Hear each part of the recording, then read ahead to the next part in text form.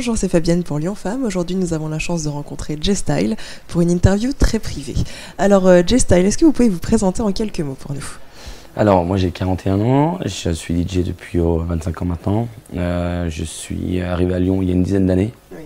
Avant, je voyageais beaucoup et j'ai trouvé Lyon et je trouve que Lyon est la ville parfaite pour... Alors, vous êtes originaire d'où? Je suis suisse. Suisse. Un petit Suisse. Je suis arrivé en France il y a une vingtaine d'années maintenant et puis je suis DJ, producteur et puis je me suis un peu élargi. Donc j'ai une société aujourd'hui qui fait de l'événementiel. Oui. J'ai un label qui s'appelle Definitely Record qui fait de l'édition. Et puis tout ça mis ensemble, on crée soit des soirées avec J-Style ou soit des événements comme à Saint-Priest, le raid urbain, où on organise pour des mairies ou pour des gros événementiels comme des grandes marques, soit des tournées, soit des grosses soirées. D'accord. Alors, quel est votre parcours? Comment est-ce que vous avez commencé? Alors, chère Fabienne, j'espère que vous avez 20 ans devant vous. Oui, c'est bon, on a tout notre temps. Alors, moi, j'ai un parcours complètement atypique. Il faut le dire à ceux qui nous écoutent, surtout les jeunes, que c'est un parcours aujourd'hui qui ne serait pas possible de faire puisque le cursus scolaire aujourd'hui est très important. Il y a 20 ans, il était très important, mais il y avait des débouchés qui étaient plus faciles. Donc moi, j'ai commencé en 84. J'ai arrêté l'école à 14 ans. Donc pendant 4-5 ans, j'ai été pris sous la protection d'un garçon qui s'appelle Jean-Marie Mutelet, qui m'a emmené dans tout ce qu'il faisait. Donc j'ai eu la chance de faire le festival de jazz de Montreux, de rencontrer des gens, de connaître le plateau. Et il avait un club. Donc j'ai tout connu du club. L'entrée, la porte, le bar. Et petit à petit, comme tout jeune homme qui a quelqu'un un peu au-dessus de lui, j'ai voulu m'émanciper. Donc je suis parti, j'ai commencé à beaucoup voyager.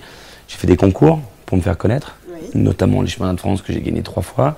Et puis un jour, en 98-99, j'en avais marre, ça faisait 15 ans que j'étais en club. Et je me suis dit, l'évolution, c'est de travailler pour des marques. Et là, Fun Radio est arrivé et a dit, tiens, on cherche un DJ pour une tournée. J'y suis allé, pendant 5 ans, je faisais toutes les tournées. Et puis il y a 5 ans en arrière, on m'a dit, tiens, il y a une possibilité de rentrer dans Party Fun, l'émission qui était à ce moment-là en place. Numéro 1, oui. Et je suis arrivé dans Party Fun et ça fait 6 ans maintenant. Très bien. Voilà, et je vais me donner une info, Oui. c'est fini. C'est fini, Party Fun. Oui, c'est fini. Voilà, encore une évolution, parce que maintenant, il fait musicalement... C'est pour aller plus haut? Non, je quitte pas une radio pour aller sur une autre radio. Oui. C'est vraiment, je quitte, on quitte en bonne entente évidemment, mais c'est plus musical. J'ai envie de faire autre chose. La même évolution que j'ai ressentie quand j'étais en club et que je voulais passer à la radio. La radio, tu vois, il y a la télé, il y a plein de choses. J'ai envie justement de passer dans un univers différent. Alors la musique a toujours été une passion pour toi? Ou alors, est-ce que oui, ça t'est évidemment. venu en travaillant justement en club? Alors, je ne suis pas un passionné comme beaucoup de mes collègues. C'est-à-dire que je n'ai pas malheureusement cette passion de connaître les morceaux, de connaître qui a fait le producteur, l'éditeur, le compositeur. J'ai cette passion de ce que la musique procure aux gens. C'est-à-dire qu'on a tous un moment dans la vie qui est lié à une musique. Que ce soit un moment positif ou un moment un petit peu triste. Mais c'est dingue, c'est que quand tu fermes les yeux et que tu penses à un morceau, tu dis « Ah oui, ça c'était l'été 2002 ou 2003, ou etc. » Je suis vraiment passionné par ça et j'ai toujours eu. Je crois que le plus long souvenir que j'ai eu, c'est que ma mère bossait beaucoup. Et alors on est autant des cassettes, hein, c'est les ancêtres. Oui. Et je faisais des cassettes pour ma mère. C'est-à-dire que j'enregistrais des sons sur une cassette. Oui. Et après, je prenais une autre cassette et les sons que j'avais enregistrés sur cette cassette, je les choisissais et je les enregistrais du son le moins rythmé au plus rythmé. Oui. Et je me disais, ça va l'accompagner tout au long de sa journée. Déjà DJ dans l'âme. Ouais, je te jure qu'à ce moment, je pensais pas ça. Avec C'est des juste cassettes, mais DJ cette dans l'âme. musique, tu vois, que tu peux accompagner quelqu'un et soit la rythmer, soit la faire sourire dans la journée, ce qui peut être agréable. Alors comment définiriez-vous votre style de musique? Il est indéfinissable, vraiment. Là, je me repose sur mes collègues de DJ qui disent J-Style ne fait pas de l'électro, J-Style ne fait pas du hip-hop, J-Style fait du J-Style. Je crois que j'ai tellement été nourri du côté résident à jouer de tout, Oui. que j'ai mis ce tout avec une ligne de conduite qui est l'électro et j'essaie de tout mélanger. C'est-à-dire que dans un set, je vais commencer gentiment avec de la house, mais vraiment chanter, puis petit à petit je vais glisser dans des trucs un peu plus durs, puis voyager dans de l'électro house, rock électro, après du funk électro, et selon ce qui se passe dans la soirée, je vais essayer de voyager tout en gardant la matrice et cette ligne de conduite de l'électro, mais en gardant tous les univers musicaux qui aujourd'hui m'ont accompagné tout au long de ma carrière. Super. La musique est donc une vraie passion pour toi? Enfin, faire danser les gens. Alors explique-nous un petit peu ce rapport que tu as avec les gens qui te suivent, surtout parce que c'est quand même dément, les scènes de J-Style sont quand même exceptionnelles. Alors c'était en deux temps en fait, c'est que je suis un showman. C'est-à-dire que d'abord, je me suis mis à la technique pour faire le chemin de France, qu'il a fallu. Oui. Mais ce qui, moi, me passionne, c'est la scène. C'est ce contact, c'est ce rapport avec les gens qui est éphémère, hein, puisque pendant une ou 2 heures, tu vas pouvoir demander à un public de faire plein de choses. Et évidemment, le but, c'est qu'après, ils repartent chez eux. C'est pour ça que mon signe, c'est ça. C'est qu'au lieu d'arriver dans le côté fan, je voulais l'esprit de connexion. Oui. Donc, on se connecte quand on est en soirée et on se déconnecte parce qu'on rentre chez soi et puis on retrouve sa vie. Donc, c'est ça d'abord qui m'a vraiment passionné. C'est ce côté incroyable parce que tu appuies sur un bouton et que tu peux provoquer et partager une émotion avec quelqu'un. Et petit à petit, les clubs comme le Loft Metropolis à Paris, qui ont été construits pour nous, pour le coup, oui. Avec une scène qui est absolument incroyable, donc la scène, le dance floor, et une scène où tu travailles, donc tu as ta scène qui est en arc de cercle, et derrière toi, tu as une autre scène avec un écran. Quand j'ai vu ça il y a 3 ans, c'est là que je me suis dit, eh bien j'y vais, je vais faire des shows, je vais investir. Donc là, je me retourne vers les gens qui sont DJ. Cet investissement est complètement personnel. J'aime pas parler chiffres, mais il faut mettre des fois les choses en face des cases. C'est des shows qui me coûtent entre 15 et 25 000 euros, mais parce que vraiment j'aime le faire. Je ne suis pas tout seul, j'ai une équipe de 20 personnes qui travaillent comme des malades pendant 3-4 mois. Et c'est quelque chose aujourd'hui, et la grande satisfaction que j'en retire aujourd'hui, c'est tous les messages que je vois. Toi, cette petite phrase moi, me touche beaucoup parce que je me dis, elle l'a vu et ça a réussi. C'est-à-dire que l'effet que je voulais, de provoquer une émotion, a réussi. Super. Que dire de plus? Alors, est-ce que vous avez une préférence entre les clubs ou la radio? Finalement, pendant cette carrière, qu'est-ce qui vous a plus plu? Les clubs, forcément, parce que j'y suis baigné et que c'est là où il y a le contact avec les gens. Mais la radio, c'est bien parce que ça permet de revenir un peu les pieds sur terre. Parce que quand tu fais une émission de radio, tu n'as aucun contact avec les gens, tu ne sais pas si ça fonctionne. Oui. Tu es obligé d'attendre des sondages, et les sondages, c'est pris sur des gens que tu ne connais pas, que tu ne vois pas, et que tu ne vois pas le pourquoi du comment ils choisissent. C'est accessible aussi? Donc que les gens qui peuvent pas aller en club ou qui ont peut-être plus l'âge peuvent écouter Gestel à la radio. Et complètement, oui. Alors, c'est vrai que ça me fait penser, quand je regarde aujourd'hui des jeunes qui me suivent qui ont 18-20 ans, ils me disent avoir commencé à écouter du son dance floor il y a 6 ans en arrière. Donc, d'une certaine façon, c'est comme si tu les avais accompagnés durant toute leur adolescence. Et oui, ça c'est vrai, c'est ce côté beaucoup plus accessible. Ouais. Mais là où tu gardes les pieds sur terre, c'est que quand tu as fini ton émission, il n'y a personne qui t'applaudit, il n'y a personne qui dit c'était génial. Si, tu as 2-3 potes qui t'écrivent un message sur Facebook, parce qu'aujourd'hui les réseaux sociaux aident à ça. Mais par contre, tu n'as pas ce contact direct où quand tu mets un disque en club, tu vois tout de suite si ça plaît ou ça plaît pas. Là, puisque quand elle se vide, il n'y a pas de secret. Donc une préférence? La scène. La scène, ouais, c'est la scène. Non, mais la scène, parce que tu as beaucoup plus d'outils et c'est une mise en danger. Cette mise en danger, elle est permanente. C'est qu'il y a des soirs où tu as beau faire ce que tu veux, tu n'es pas dedans. C'est comme ça. Ça fonctionne pas. Ça, c'est encore un secret de la vie et j'essaie de chercher pourquoi il y a des soirs où il n'y a pas la magie, il y a des soirs où il y a la magie. Alors, quelle est votre plus belle rencontre? C'est cette rencontre d'un garçon qui s'appelle Jean-Marie Mutelet, à qui je pense tous les jours. Alors l'histoire est dingue, hein. Je faisais du stop, il s'arrête, on commençait à discuter.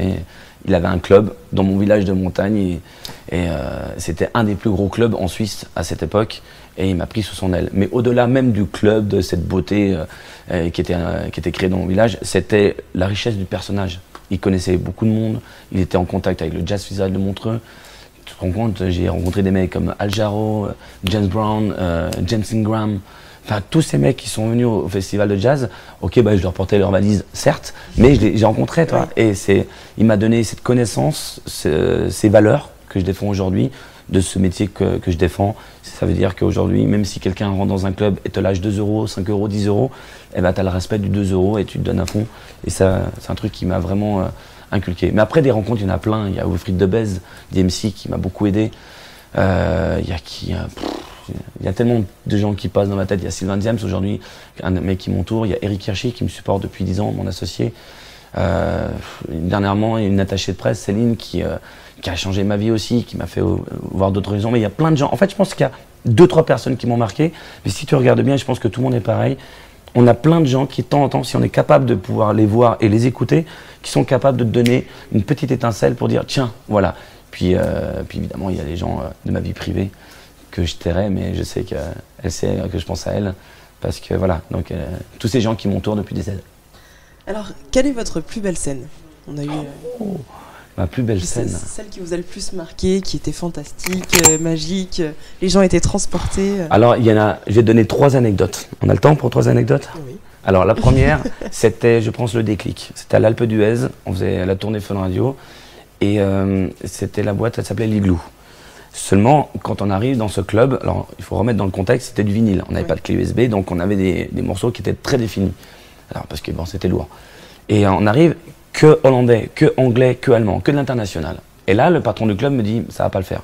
Musique enfin, très française, européenne, oui. Ça va pas le faire. Il faut que tu envoies. Et là, mon directeur de tournée me dit, écoute, tu fais ce que tu veux, il faut que tu nous sauves la vie parce que ce club en a besoin, etc.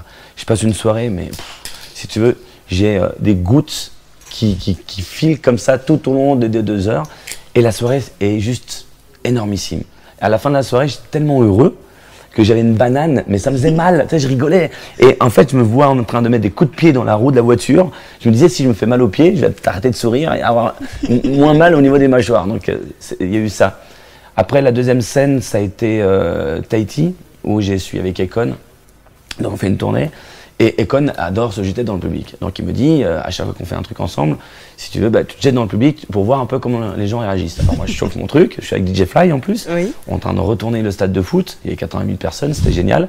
Et là, moi j'arrive, je cours sur la scène, hop, je me jette dans le public, et là, que font les Tahitiens? Ils s'écartent. Ils pensent que c'est normal.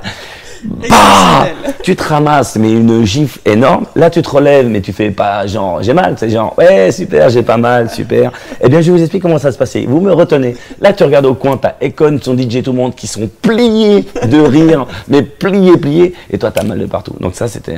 Est-ce que Econ s'est lancé après? Oui, alors lui, il a été intelligent. Et alors, en fait, il s'est mis sur la barrière et il s'est laissé porter. Il a pas sauté. Voilà, et puis il a expliqué aux gens de bien passer. Mais c'était très respectueux, en fait, de la part des Tahitiens, parce qu'ils se disaient, oh là, c'est dans le show, on est dans le show, on se retire. Oui. Alors que le Tahitien, 1m95, si tu veux, des gros bébés, je me dis, ils vont me rattraper, moi qui fais 70 kilos, allez, facile. Et ben non. Voilà. Et la troisième scène, ça va être mes shows. En fait, je vais mettre tous mes shows dans cette troisième souvenir, puisqu'on a commencé au début, on était 3-4 avec une camisole de force pour simple déguisement. Puis ça a tellement pris, ça a tellement grandi qu'aujourd'hui, on a fait un show, le dernier, je sais pas si tu l'as vu, avec des écrans, où c'est pour moi le plus beau, puisqu'on a vraiment été très loin dans le délire, et ça donnait des idées pour aller encore plus loin dans le délire. Donc voilà, donc j'ai une pensée pour tous ces gens-là, parce qu'il faut me supporter. Je suis très dur, malheureusement, il paraît. Comme tous les artistes, voilà. Il paraît aussi. Ouais. Enfin, dur, non, c'est-à-dire que c'est vrai que j'ai de la chance, je travaille avec des gens qui ont une haute estime de ce qu'ils font et qui se pardonnent pas grand-chose. Et moi, je vis avec eux et ils vivent avec moi. Donc c'est vrai que quand on arrive au show, je veux que tout ça soit parfait. Pas pour moi, enfin oui, pour moi forcément, mais parce que quand tu vois les gens qui se déplacent de Marseille, de Bordeaux, de Lyon, donc ils payent le train, qui prennent une chambre d'hôtel, d'Allemagne aussi, il y a des Allemands, et qui sont en plus, pendant le show, il y a un truc qui se passe pas, non, c'est pas possible. Non, donc il faut que ça soit parfait. Parlez-nous un petit peu de 103 Prod. 103 Prod. 103 Prod, c'est une... 103 Prod, c'est une longue histoire. C'est l'histoire de ma deuxième partie de carrière, en fait, où on était avec Eric Hirsching, j'avais monté une société qui s'appelait Straightline, et on était 5. Puis finalement, on a décidé d'arrêter. On s'est retrouvé plus que 2. Donc, je sais pas si tu as compris où je veux venir. 103, sans les 3, 103 autres. Enfin, c'est comme ça qu'on a créé 103. Au début, 103, c'était vraiment une société de booking. Pour J-Style, on s'est dit, bon là, on va essayer d'aller voir un petit peu ce qu'on est capable de faire. Et ça a tellement grandi. Aujourd'hui, j'ai la chance d'avoir repéré des DJ comme Miss Seven, comme Mehdi Prince, qu'on voit, c'est les deux qu'on voit le plus, mais également beaucoup d'autres qu'on ne voit pas, comme Richard K, Sylvain Diams, Sam, qui sont des DJ qui travaillent aujourd'hui H24, qui font partie de la société, qui font un travail, mais vraiment sincèrement, mais moi qui m'épatent, je les envoie en Suisse, je les envoie en Allemagne, en résidence ou à Lacano. Les patrons de club, et je vous le dis franchement, les patrons de club leur payent plus cher, alors que c'était prévu d'un salaire, payent plus cher en disant parce que je le veux encore l'année prochaine. Et ça, c'est mes plus belles victoires parce que c'est vraiment ça a été un long travail de 3-4 ans de transmission où on leur a donné. C'est l'expérience aussi qui apporte. Oui, sûrement, ouais. Ça. Et puis tout le monde, il y a Eric, il y a Kai, il y a tous les gens qui participent à 103. Et donc ça s'est étendu, donc 103 aujourd'hui fait du booking, fait de l'événementiel, on travaille pour des grandes marques, c'est-à-dire qu'on des soirées clés en main, une marque veut faire une tournée de 40 dates, elle me dit voilà, j'ai tant de budget, qu'est-ce que vous me proposez? Donc on trouve les idées, on trouve la technique, on trouve les hôtesses, enfin on trouve tout, c'est clé en main, voilà, ça coûte tant, combien tu veux de personnes, Voilà, et on s'est élargi de plus en plus. Et aujourd'hui, on a monté une société parallèle qui fait comme je t'en ai parlé tout à l'heure, donc Definitely Record, qui est mon label et ma boîte d'édition. Et on va partir maintenant dans la production musicale pour un EP qui va sortir, c'était une info ça, qui va sortir au début de l'année. Un EP, enfin, je vais arrêter de faire des remixes et des produire pour les autres. Je vais me lancer et produire pour moi. Alors, n'en dites pas plus, quels sont les projets pour la suite? Alors, pour J-Style, pour 103 Prod, pour tout. Alors pour 103 Prod, évidemment, c'est toujours dans cette continuité. Il y a des choses aujourd'hui dont je peux vraiment pas te parler et j'ai vraiment envie, mais parce qu'il y a des choses qui sont pas finalisées. Donc tant que c'est pas écrit, ça sert à rien de les annoncer, parce que si ça se fait pas, forcément, ce serait dommage pour tout le monde. Dans les grandes lignes, on va dire Definitely Record va sortir un EP avec J-Style. Il y a des grosses collaborations. Le premier, je peux le citer parce qu'il m'a autorisé, c'est Chris Kaiser. Donc on va sortir un titre avec la chanteuse qui avait chanté The Weeknd. Je sais pas, and a weekend to believe. Voilà, et to begin. Et en fait, on est parti avec elle. On a un titre qui arrive et derrière, donc 3-4 titres pour faire l'EP. On espère faire l'album durant l'année. On verra si le public adhère à la musique ou pas. Et puis 103, donc 103, c'est évidemment du booking. On va se glisser petit à petit vers l'international puisque les demandes se font de plus en plus.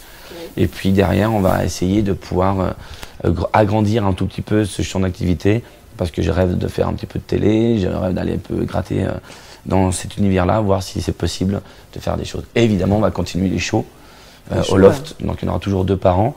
Mais pour tous ceux qui voudraient... Le prochain, c'est au mois de mars. J'ai pas la date précise parce qu'on est en train de définir soit par rapport aux vacances ou juste après. Et puis non, le second, c'est toujours proche de la Technoparade pour qu'on fasse un petit peu la passe de 2, la Technoparade l'après-midi et la soirée le soir. Enfin bref, tous ceux qui voudraient savoir, si tu veux le savoir, ça ferait plaisir que tu viennes à une de mes soirées. Bah oui, complètement, mais on n'est jamais invité à Paris en même temps. Ben, à Lyon. À Lyon, je suis à Lyon le week-end prochain. Voilà, ça c'est bien. Voilà, bon, donc où est-ce qu'on peut vous retrouver le week-end prochain? Alors, je disais que tu peux trouver sur jstyle.fr toutes mes dates ou sur mon Facebook J-Style officiel.